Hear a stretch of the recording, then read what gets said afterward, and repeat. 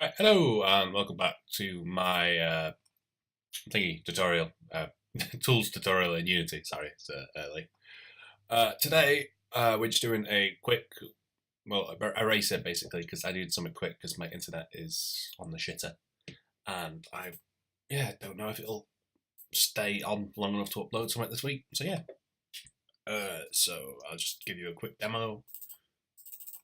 I'm surprised I didn't implement this earlier actually, but apparently not. There was also a few other things I implemented. One was hiding blank tiles so you can get a preview of what the actual map will look like when you're done. And another thing is if we do area of tiles, let's make that a bit bigger. So say paint that. So if we paint an area of tiles, click one there and one there, it'll give us like a little preview now of where it is, but we can also erase these tiles. So just click and yeah, and as you will see, if we do the hide blank tiles again, it'll hide these tiles, but the ones we have painted will stay where they are. And that is what I was envisioning when, say, the user clicked play. It'll just get rid of all these blank tiles, but they're still here, so you can like reach them and hide them and stuff, and that's all good. So yeah, let's go see how we did that. All right, so first off, I'm just going to go over the little blue highlighting of the tiles that we're multi-selecting. So the two tiles you clicked on so you can know that they're in the right place. So first off, we have two new game objects declared for the layer class. I'll zoom in this time. Zoom. So yeah, we want to store the tiles because we need to get components off them. And on the should we paint tile? Basically, we got another start on the single one. Actually, I'll go back to that because we need to know the paint area first. So, in the little if statements where we're checking for if we've pressed the left or right mouse button, we basically just start here. So we get the row that we're clicking on, and we get the tiles. We get the row and the chunk, and then we use the mouse position to get the tile. So row from the Y index from the rows of tiles, the tile chunk from the X index from the row, and the actual tile using the mouse position. And if we already have a tile, say from previous click, we just reset that to white because we don't want all of them to stay blue. We just want the two we have selected. Then we set start tile to be whatever the game object of the tile we clicked on is. Then we get the sprite renderer of that object and set its color to blue, just so we can see it. And then assign start was in it previously. Similarly, we have basically the same thing for the end, where it'll get the row via the Y index from the row of tiles list. We'll get the tile chunk using the X index from that row. And we'll get the tile from the mouse position at the end click, which would be the Alt key and right mouse button. And then it checks if it's not null, then it'll reset the color to white, then store the tile and set the sprite renderer's color to blue. And again, once we are done, so once the user has clicked the middle mouse button in Alt and actually drawn the area of sprites, then it will reset the two sprites to be white. So they're not selected anymore. And similarly, just as an in case, a sort of a backup, if you will, say if the user assigned one of the two things, then click say, oh no, I want to do a single sprite instead. We have a check here, just to make sure that if, say, one of those tiles was blue, it would get a reset to white if the user switched to single. So yeah, that was that. Right, next up is the disabling of the unused tiles. So that'll probably have to start from the bottom. So I think it goes tile chunk first. So we have two new methods in tile chunks. These are disable unused tiles and enable unused tiles. And basically what this does is it goes through the 5 arrays we have to store the tiles in the chunk. And either if the tile is blank, so remember we had a boolean in the tile class called isBlank, which basically states whether they are in use or not. So if it isn't in use, so isBlank is true, it will set either the game object to be false or not active, or active based on the whether you want to enable or disable them. This is then called by a similar method in the row. So on the row it has hide blank tiles, and it has for each tile chunk it will call that disable unused tiles or show blank tiles, in which case it will call enable unused tiles. And again, we go up one layer, so the layer class has a similar thing where it'll have a hide blank tiles method where it'll go through every row. It will get the row component of the game object and say r.hide blank tiles or r.show blank tiles. And finally, which one is the... No, that's not the right one. This one. I have linked those two methods for the layer class to the... where is it? Sorry. Here, yes. Into this if statement here. So basically, if we are showing the blank tiles, which is stored in a new boolean on here, where is it? Show blank tiles, yeah. Sorry, there's a new boolean here, and two new ones here, but I'll get to them in a minute because that's for the eraser. So yeah, we've got a new boolean, show blank tiles, and if this is true, it will draw a button to say hide blank tiles, and if this button is pressed, it will call the current tile map.hide unused tiles, and that will basically hide. Actually, oh shit, yeah. Sorry, one more thing. So we have a hide unused tiles method, and this go in the level creator. Sorry, I was getting ahead of myself.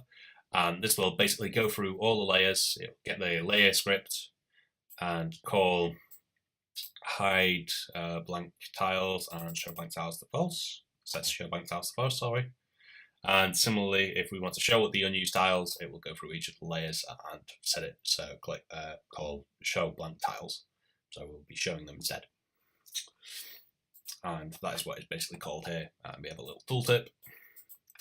And if it is false instead, it will draw the button to say show the blank tiles, just so it isn't cluttered up, because we don't need both of the buttons at the same time. We just need the one to switch to the opposite state. And yeah, that's that.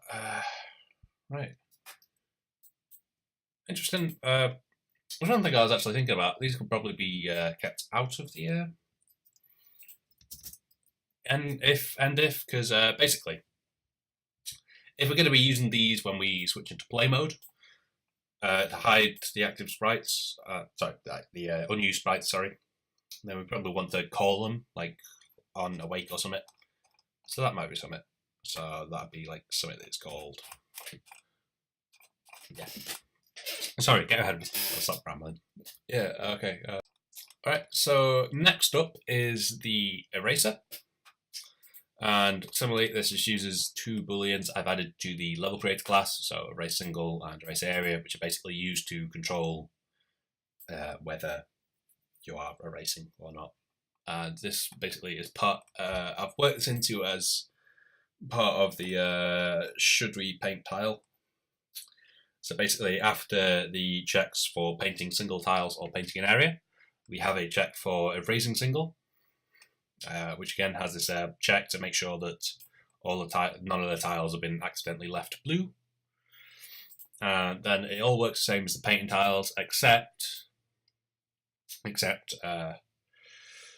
it will call the tc.set tile from the x and y, from the position of the mouse, with the tile prefab rather than the selected tile from the list of tiles that are being gathered. We also have this new boolean on the end of set tile called true.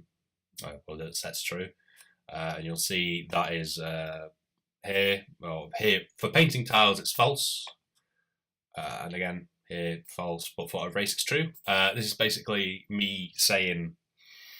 Actually, I'll just go to the tile chunk. Yeah, sorry. Basically, it's boolean to state whether the tile is blank or not. So instead of gathering it from the previous tile, I'm just setting it manually here. So if we were erasing the tile, we say, all right, is blank true? And again, that's called on the overload of set tile with a game object that is set to is blank has been added. Yeah. So basically, we just pass in saying if is the tile blank, and if we're using the eraser, then it's true. But if we're painting the tile, it's not. So that is set here rather than just getting the is blank from if the old tile that was there. Yeah. And that is how the eraser works. It is, where is it? Then linked up to a button. Yes, here. I think layer selection. Sorry, lost encode in a minute. For a minute. Yeah. So if we're painting, if we're on the paint tiles, little toolbar option,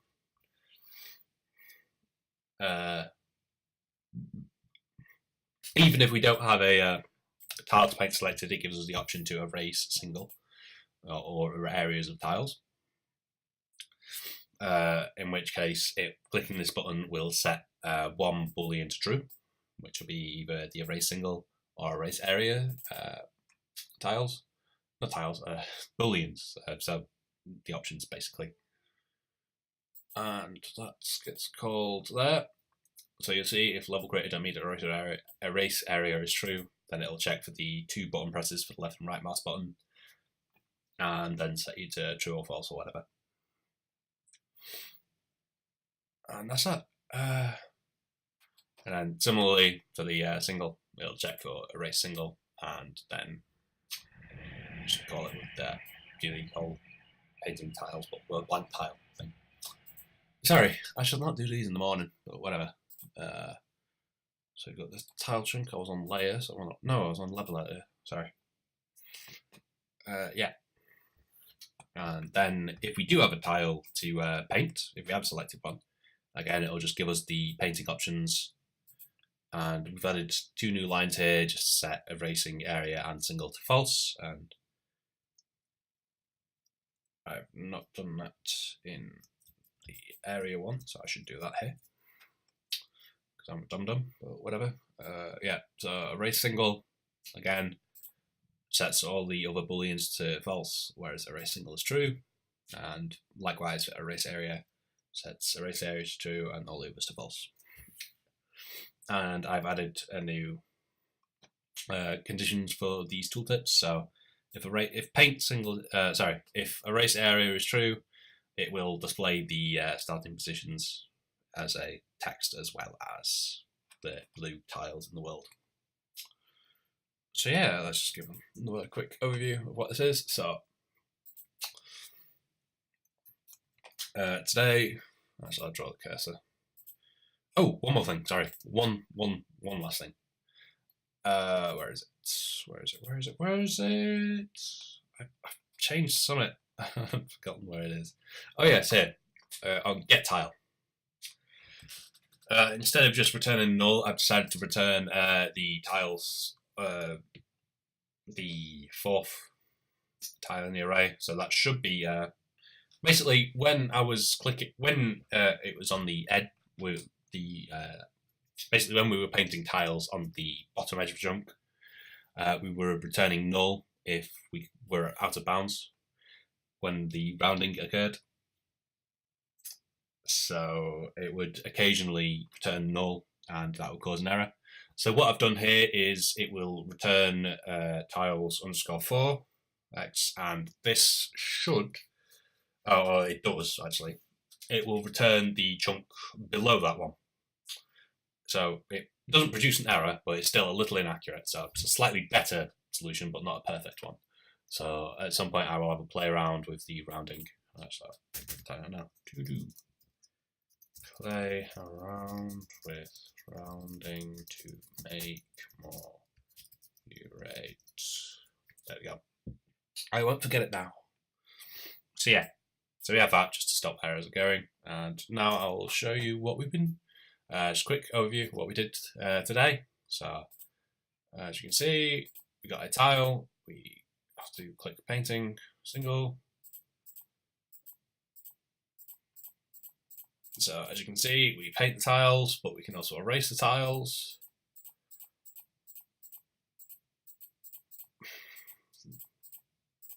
And likewise, we can also erase areas. So if we click here, and we added the little tooltip there. And voila, all the tiles are gone. And we can also hide and show the unused tiles to give you an idea of what it is like in the world, or like what it will be like in the finished whatever you're making, you know. So again, we can hide the blank tiles and show the blank tiles, but it'll keep the used ones there, and that works for layers as well because we go on the same method on every layer that we went through. I went over in a couple of minutes ago. So yeah, so that was that. Cheers for watching. Like, comment, subscribe, all that shit. Go check out Loud or Quiet. That was recently released into like paid early access, but there's a demo available. So yeah, Steam release sometime either October or January. I don't really want to release in the winter months because, well, in November, December, because everyone will be buying AAA games because it's fucking Christmas Steam sale or some shit. Yeah. And also check out all my other shit on itch.io. Links are in the description. Thank you for watching, and goodbye.